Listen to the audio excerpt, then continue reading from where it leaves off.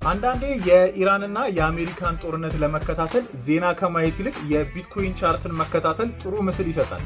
ለምሳሌ በቅርቡ የነበሩትን ትልልቅ ዜናዎችና የቢትኮይን ቻርት እንዴት ነው ሪያክት ሲያደርግ የነበረው የሚለውን እንይ።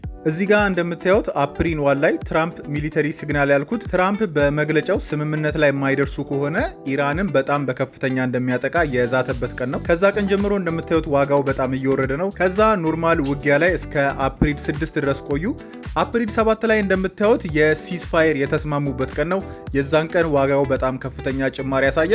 ከዛ ወዲያው ግን ሩመሮች ነበሩ፣ መልሳ ኢራን ስትሬት ኦፍ ሆርሙዝን ዘጋች የሚል አሉባልታ ነበረ። ከዛ በማግስቱ ግን በፓኪስታን ተገናኝተው ድርድር ሊያደርጉ እንደሚችሉ ዜናዎች መውጣት ጀመሩ። እሱን ተከትሎ እንደምታዩት ዋጋው በጣም እየጨመረ መጣ። እዚህ ጋር ትናንትና ወይንም አፕሪል 12 ደግሞ ረዥም ሰዓት የፈጀው ድርድራቸው ያለ ስምምነት መጠናቀቁ ተገለጸ። እሱን ተከትሎ እንደምታዩት ዋጋው በከፍተኛ ሁኔታ ወደ ታች እየወረደ ይገኛል ማለት ነው። እናንተስ በቀጣይ ጥሩ ዜና ተሰምቶ የቢትኮይን ዋጋ ከፍ ይላል ወይንስ መጥፎ ዜናዎች እየመጡ የቢትኮይን ዋጋ የባሰ እየቀነሰ ይሄዳል ብላችሁ ታስባላችሁ?